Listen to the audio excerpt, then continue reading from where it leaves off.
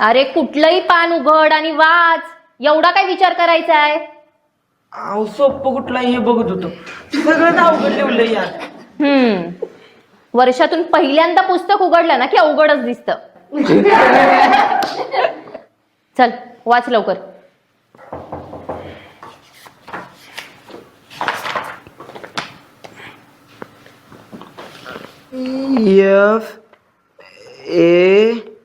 FAW.